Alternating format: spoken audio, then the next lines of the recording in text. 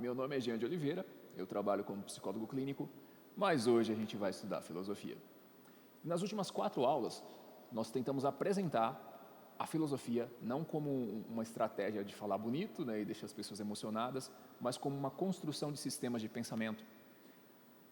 E hoje a gente vai tentar ligar a filosofia primeira, a chamada metafísica, à construção de narrativas a partir do storytelling. O que é o storytelling? A arte de criar boas histórias. E vocês vão perceber que tem uma união entre uma coisa e outra. Lembra do argumento idealista ou hiperrealista que eu usei para tentar exemplificar o Platão nas aulas anteriores? Bolos não existem na realidade, então alguém teve que primeiro sonhar com isso, imaginar, né? A ideia foi concebida, não estava completamente pronta e a pessoa teve que pegar elementos da realidade para trazer isso à existência. Pois é, quando você está criando uma história, você está fazendo exatamente isso. E parafraseando uma música chamada apenas de Luca, do cantor Vini, lá do álbum A Máquina do Dia, seja Deus ao menos uma vez. A ideia aqui não é necessariamente você se tornar Deus, mas você conseguir entender que os fundamentos da realidade, eles têm algumas regras, já que o universo funciona de uma certa maneira e não de outra, e os acontecimentos, eles partem dessas regras que são fixadas antes de qualquer história começar. Assim como um escritor, que ele primeiro vai sonhar, imaginar, idealizar, construir uma série de regras gerais nesse universo ficcional que ele vai criar. As pessoas reclamam que metafísica parece uma coisa muito abstrata, mas metafísica é exatamente a mesma estratégia que os escritores usam para poder gerar histórias interessantes. Então, o paralelo que eu quero trazer aqui para vocês é o seguinte. O Tolkien, escritor do Senhor dos Anéis, ele falava que nós somos co-criadores e nós geramos subcriações a partir da criação de Deus, que seria o universo como um todo, né? E aí a gente vai lembrar de novo daquele argumento sobre o Batman existe, mas existe enquanto personagem ficcional. Então, nós temos uma certa dose desse poder criativo. Entre subcriações e ideias literárias, a criação de uma história realmente boa envolve uma série de desafios que nos levam a buscar, de certo modo, uma ontologia, uma base sobre a qual firmar a realidade do universo ficcional criado. Assim como o universo real tem fundamentos próprios para existir, uma subcriação ficcional também precisa ter suas próprias regras de coesão e coerência internas. Isso que a gente vai acompanhar hoje é a leitura de um ensaio filosófico meu chamado Realidade, Alteridade e Identidade, fundamentos da experiência do real e busca de sentido existencial como composição do roteiro da realidade. Um paralelo entre filosofia, literatura e cultura pop, que vai ficar linkado aqui no vídeo para quem quiser ler na íntegra. Então, a primeira coisa que eu gostaria que vocês fizessem é pausa esse vídeo por meia hora, pega um caderno, papel, caneta, sei lá, o que você tiver em mãos, escreve uma história ficcional, inventada pela sua cabeça, um conto. Quando você terminar, você volta e assiste o resto desse vídeo. Fechou? Vá lá. Escreveu? Ótimo. Agora acompanha aqui o raciocínio. Agora que você terminou de escrever a sua história, independente se ficou boa, se ficou ruim, se ficou longa, se ficou curta, você criou um mini universo ficcional, tá? A missão que eu tenho para você é reescrever essa história que você inventou, sem definir as características que separam cada personagem um do outro, sem um eixo que guie os acontecimentos a um dado destino, sem que a história ocorra em um lugar e sem passagem de tempo. Parece impossível, né? Uma exigência absurda, certo? Alguns de vocês talvez não saibam, mas é possível pensar filosoficamente a realidade a partir da ficção, da arte, da cultura pop, das propriedades físicas da matéria, do design de um produto e por aí vai. A primeira vez que passei a me atentar para o contexto das nuances, sem as quais não existe o ser, que é o que dá origem a tudo em metafísica, foi ao ler a obra do escritor Neil Gaiman. E aí, por favor, lembre-se dele apenas como escritor de Sandman e das obras literárias dele, porque ele manja de escrita criativa. E, infelizmente, ele fez algumas coisinhas moralmente duvidosas, mas lembre-se dele apenas como escritor, tá? No quadrinho Sandman, que vocês vão ver uma imagem dos personagens aí a seguir, a gente tem os personagens principais desse universo ficcional criado pelo Neil Gaiman, onde cada um deles não é só um personagem, mas é um aspecto da realidade que guia os eventos, não só das histórias próprias entre eles mesmos, mas dos outros seres desse universo. Já que, veja, eles são personificados, mas eles são aspectos da realidade. Sonho, esse de preto, que parece o vocalista do The Cure, ele rege o aspecto dos sonhos. O cara de livro na mão, com capuz, parecendo um monge, ele é o destino. A menina gótica é a morte. O cara de cabelo loiro é a destruição. Esse ser meio andrógeno vestido de vermelho é o desejo. Essa mulher gorda logo embaixo, bem branca, é o desespero. E essa menina meio punk / hipster seria o delírio. Então cada um deles tem sua própria história, sua personalidade, mas eles também guiam eventos linkados com até alguns aspectos de coisas que de fato aconteceram, né? O Neil Gaiman, ele fez um pouco disso em Sandman, ele pegou fatos históricos que, assim, de fato ocorreram e tentou linkar a história ficcional dele com alguns deles e com algumas personagens humanas dentro desse universo. Então vamos lá. Outros elementos comuns a toda a boa história, além desses aspectos gerais da realidade, são os pecados. Então pensa, tanto aqueles que são mostrados na novela das 8, que começa entre 9 e 10 horas depois do jornal, para te doutrinar melhor depois que você chega cansado da igreja, ou do trabalho, ou da faculdade. Eu quero que você lembre de algumas obras de ficção. Você vai ver aí numa imagem, uma montagem com Turma da Mônica, Chaves e Fullmetal Alchemist, Brotherhood. Nessa imagem, eu quero que você tente lembrar um pouquinho de cada um desses personagens, né? Talvez você não conheça de todas as 3 séries que eu estou mostrando, mas pelo menos de uma você deve conhecer. Você já percebeu que cada homúnculo em Fullmetal nasceu como um resultado da tentativa de um homem de se livrar dos seus pecados sem a ajuda de Deus, tornando-se nesse processo algo menos que humano? Você já percebeu que Magali e Chaves são representações da gula? Mônica e Dona Florinda da ira? Cebolinha, Seu Madruga e, por que não dizer, Patrick do Bob Esponja? Dá uma olhadinha aí na imagem do Patrick. São representações da preguiça? Volta para a imagem anterior, com a Turma da Mônica e com o Chaves. Chiquinha e Professor Girafales, aliás, Chiquinha é a representação da mentira, Professor Girafales, da luxúria. Kiko e Lula Molusco são representações da inveja, volta para a imagem do Bob Esponja. Seu Siriguejo e Seu Barriga são representações da avareza. Assim, obviamente eu não estou falando muito sério, mas é interessante observar que as personalidades, quando criadas dentro de uma construção de roteiro, ou mesmo as pessoas reais, né, elas têm meio que sabores, a gente poderia chamar de temperamentos, né?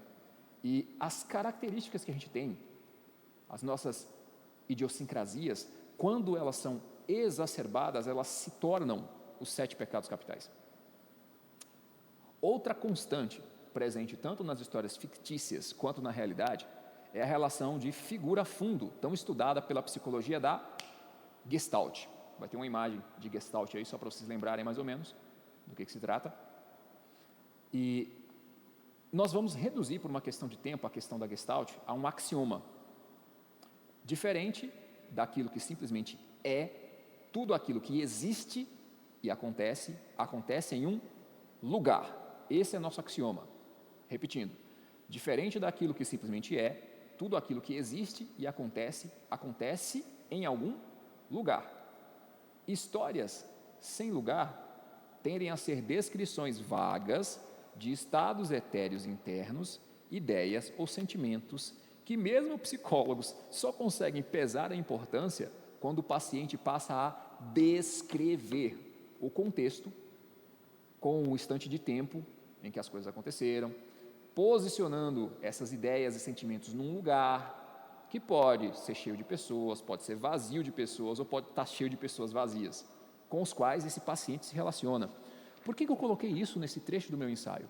Porque, atendendo como psicólogo, eu abro esses vídeos aqui falando da minha formação, a gente vê que algumas pessoas tentam explicar seus estados internos dissociando eles da realidade. Então, eles não dizem nem o que aconteceu, falam só aquilo que eles sentiram. E isso tudo é muito complicado, né? Porque as coisas acontecem num lugar, as coisas acontecem com as pessoas, as coisas acontecem numa certa marcação de tempo. E aí, quando você conta a história, lembrando que o psicólogo ele não está lá para poder ver o que aconteceu na tua vida, depois que você conta, ele consegue imaginar a cena, aí é que a gente vai conseguir julgar se seu sentimento está adequado ou não ao que aconteceu, né? E aquela velha ideia que está presente tanto na psicologia, quanto no cristianismo, quanto no budismo, que tem que haver uma certa harmonia entre o pensamento correto, o discurso correto e o comportamento correto, né? 3 aspectos: o aspecto do pensamento, o aspecto da fala e o aspecto da ação. Então vamos lá, vamos pegar a ideia de vazio, já que a gente abriu falando um pouquinho da Gestalt. A ideia do vazio, que permite o movimento, está presente na filosofia desde Demócrito. E com a refutação da ideia antiga que o pessoal tinha, de que o espaço é preenchido por um negócio chamado éter, né, uma substância mística, que deu origem à palavra eternidade, onde os deuses habitam, né? Isso nunca foi descoberto. Na verdade, o que a física ela demonstra hoje é que existe uma espécie de vazio realmente entre as partículas, e nesse vazio elas se movem. Então, o movimento que acontece nesse vazio, o movimento das partículas, das coisas, dos corpos, das pessoas, por assim dizer, o que é o movimento no final das contas? Tempo e espaço existem por questão da extensão dos corpos, e o movimento em filosofia ele é chamado de devir, que bem ao pé da letra a ideia de devir seria vir a ser, tornar-se aquilo que é.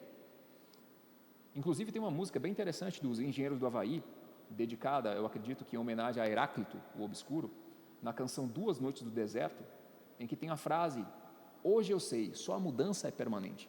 Eu não sei se algum de vocês já se atentou, mas os primeiros versículos do Evangelho de São João, ele traz essa ideia, que é a mesma de Heráclito, de que no princípio as coisas são criadas por um fogo consumidor, que é uma das referências que o Antigo Testamento faz a Deus, e o Logos organiza a criação, e a gente no cristianismo entende que o Logos é Cristo, e as coisas foram criadas por Ele, e através dele tudo que foi feito se fez, né? E é engraçado que normalmente o pessoal cristão ele pende mais para Parmênides, mas a Bíblia, teologicamente falando, e dentro do contexto onde ela foi escrita, do pensamento da época e do idioma que ela foi escrita, ela pende mais para o pensamento de Heráclito, mas isso fica para um próximo episódio, ok? O movimento acontece num lugar, ele precisa de um vazio para existir, e não é possível se mover ou mudar, já que são sinônimos, se não houver esse espaço vazio para envolver e dar espaço ao movimento. O homem muda, então, por que motivo? O homem muda porque ele morre. E o que é o homem? Aristóteles nos mostrou que matéria e forma não se dissociam, ao menos não de modo que seja possível provar, sem entrar no dilema cartesiano, se pode haver mente sem corpo. A mudança não pode ser negada pela experiência do real, e toda mudança é causada por algo externo, atuando sobre uma potência interna, determinação. O fenômeno exige contexto, tanto quanto o significado de uma palavra exige um referente.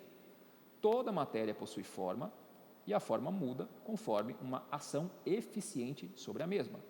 Mas o motivo da causa eficiente mudar uma forma é a mente vislumbrar conscientemente uma forma final. Em que diabo de história não haveria mudanças, né? Em que tipo de história não haveria sentido? Sentido, de forma literal, é a direção que se assume num trajeto. Uma história não está plena apenas com extensão, ela precisa de enredo, de devir, de sentido. E para ter sentido, ela precisa de personagens. Então, só para a gente poder ligar essa questão aqui a uma história antiga da filosofia, contada por Zenão de Eleia, vamos imaginar agora Aquiles e a tartaruga numa corrida. Zenão, ele tentava mostrar que a forma como se entendia geometricamente a extensão do espaço e do vazio, ela era autocontraditória, quando ele propunha que pegasse Aquiles, personagem mitológico, né, humano, disputar uma corrida com uma tartaruga. O Aquiles, ele dá uma vantagem para a tartaruga, de alguns metros, e a gente imagina que entre a distância de dois corpos exista uma infinita quantidade de pontos, e esses pontos são separados por um espaço vazio, e em cada espaço vazio a gente poderia imaginar mais pontos, de modo que quando se iniciasse a corrida, depois que o Aquiles desse uma vantagem para a tartaruga teria caminhado uma extensão infinita de pontos, não permitindo mais que o Aquiles a ultrapassasse.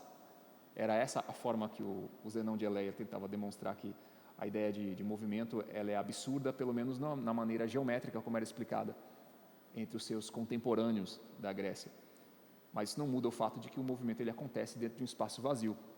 Talvez o problema aqui seja tentar pensar o movimento segundo a geometria euclidiana e não de fato segundo a nossa percepção física de que o movimento acontece num espaço e esse espaço precisa estar vazio de alguma forma ou com corpos de densidades diferentes para um estar empurrando o outro sem ser segurado por ele, vamos dizer assim, né? A gente fala, por exemplo, da resistência do ar quando um papel está caindo. Eu não sei se vocês já viram um filme chamado Mundos Opostos. Ele traz uma ideia muito interessante, que são dois planetas irmãos que estão girando lá à mesma velocidade. Você tem acesso a um pelo outro, né, já que eles estão meio que interseccionados. E tem uma questão de gravidade invertida lá. Por que eu estou falando dessas histórias meio malucas? Porque, veja, mesmo as ideias que nós temos a respeito de leis físicas não são bem leis, né? Na verdade, são descrições daquilo que a gente observa de como a matéria se comporta e se move dentro desses espaços vazios, né? E não é porque as coisas são do jeito que são que elas não poderiam ter sido diferentes. E é por isso que a gente imagina, por exemplo, Superman voando. A nossa imaginação ela não corresponde completamente à maneira como as coisas funcionam no mundo físico. Vocês já repararam nisso? A gente poderia, inclusive, construir um argumento de que a capacidade do ser humano de imaginar, ela remete a essas potências criadoras divinas, né?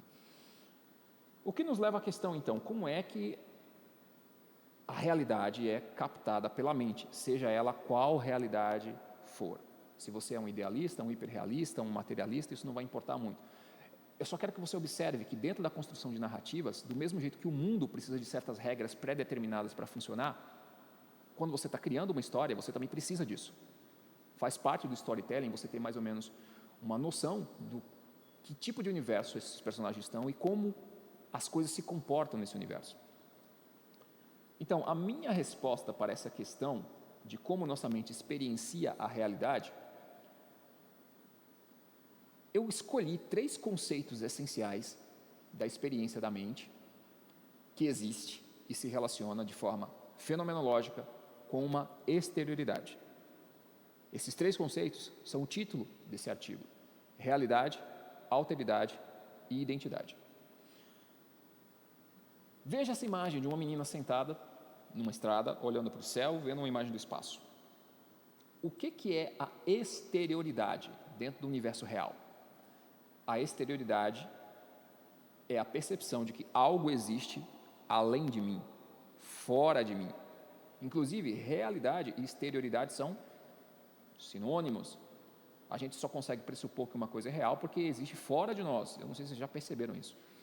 Então, exterioridade é tudo que cada indivíduo singular e contingente não pode chamar de eu. Mas aqui eu pretendo destacar realidade como a forma geral da soma das exterioridades com que um ser se relaciona. Dela implica que algo existe fora de nós, já que existem exterioridades. Também é, de fato, mais uma abstração que um ser em si, no mesmo sentido que aquele poema do Arnaldo Antunes, né? Todas as coisas do mundo não cabem numa ideia, mas tudo cabe numa palavra. Nesta palavra, tudo.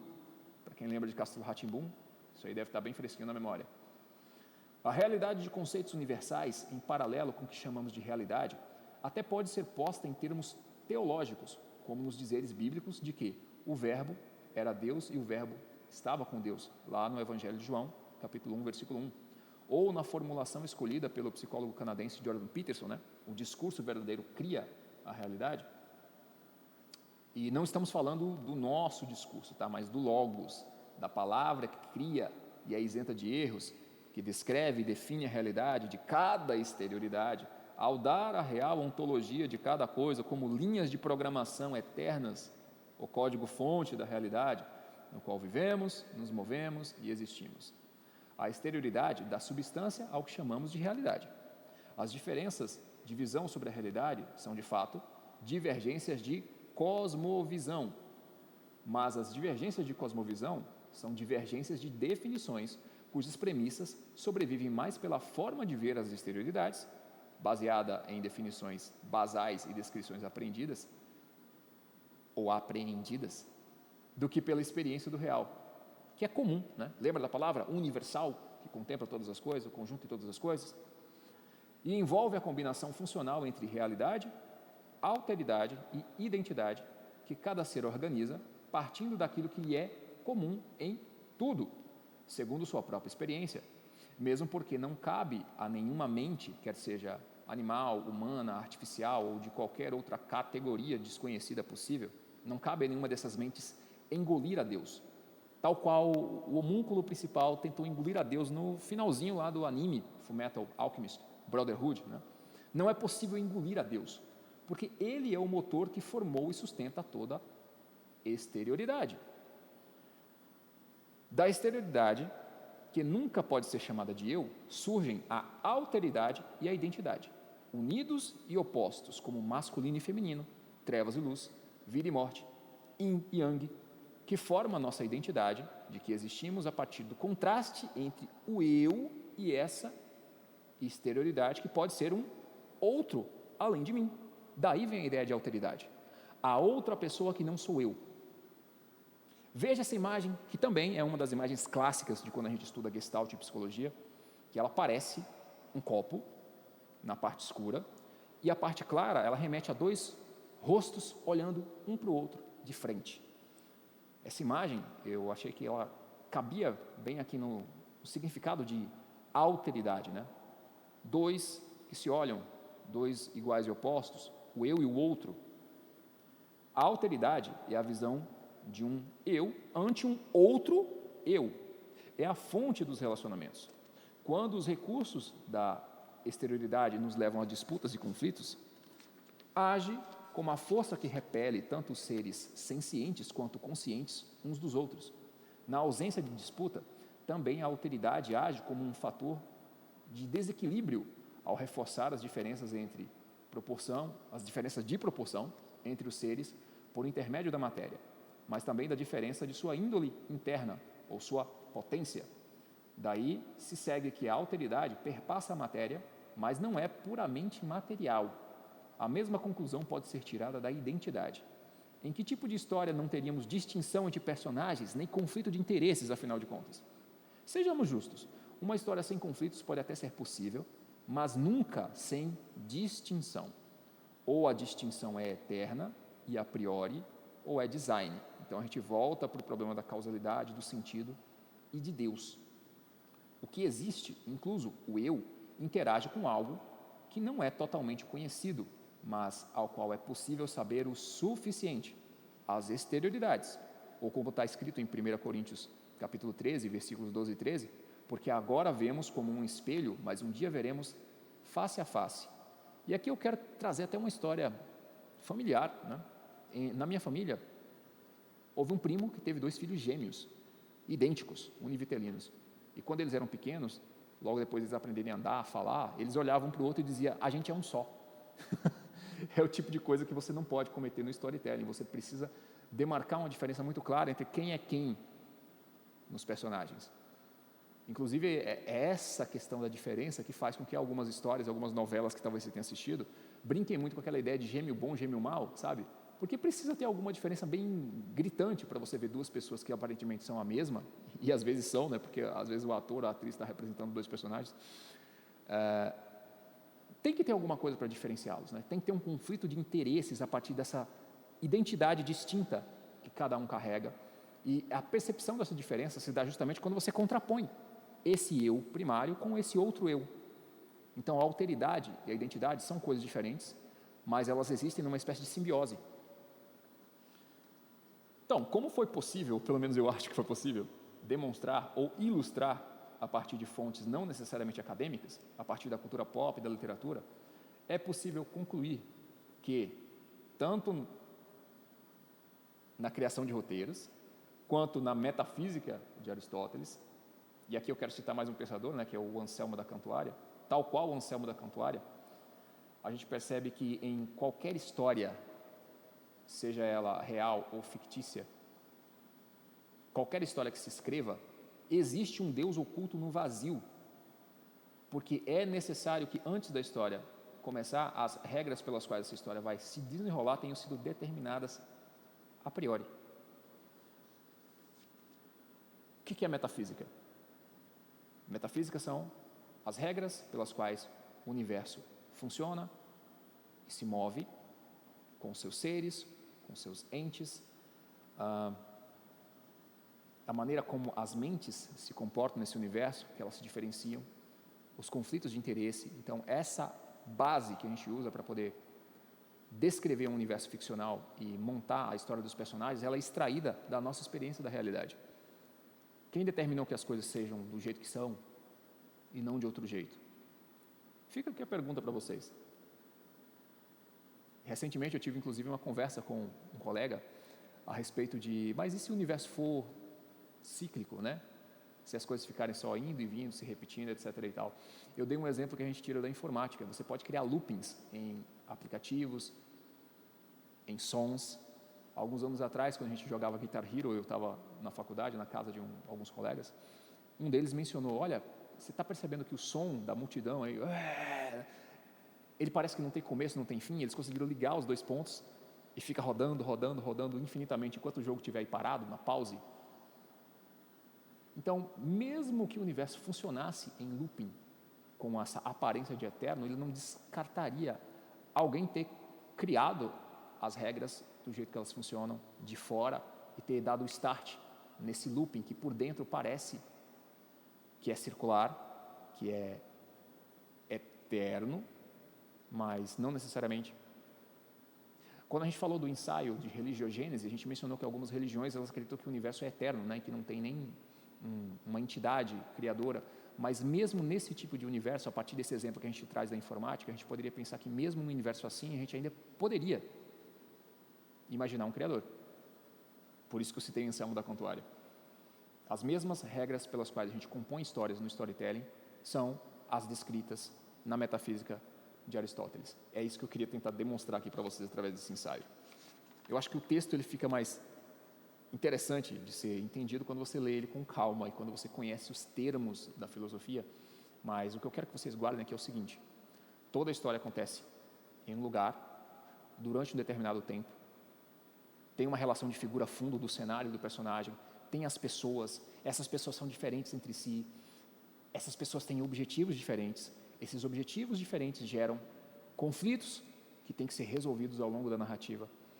E as características de cada pessoa, quando elas são exacerbadas, elas se tornam pecados. As coisas acontecem no tempo, no espaço, e isso implica que existe uma causalidade. Inclusive, na escolástica antiga, os monges tinham essa noção de que o fato de Deus criar as coisas e separá-las no tempo e no espaço é isso que gera a individuação, né? Haver passagem de tempo, haver distância entre os corpos. A individuação ela precisa disso para acontecer.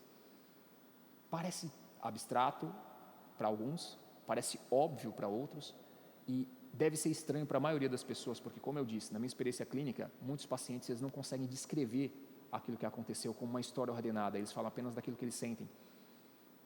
Isso talvez mostre o quanto nós, como brasileiros, estamos dissociados da experiência da realidade, a gente fica muito preso no próprio umbigo. E olhar um pouquinho para fora, para a realidade, para a exterioridade, pode fazer com que a gente entenda um pouco melhor como a gente se relacionar com o outro, com essa questão da alteridade, e entender também quem a gente é nesse processo, quem a gente é na fila do pão, a nossa identidade. Eu espero que isso tenha sido útil para alguém.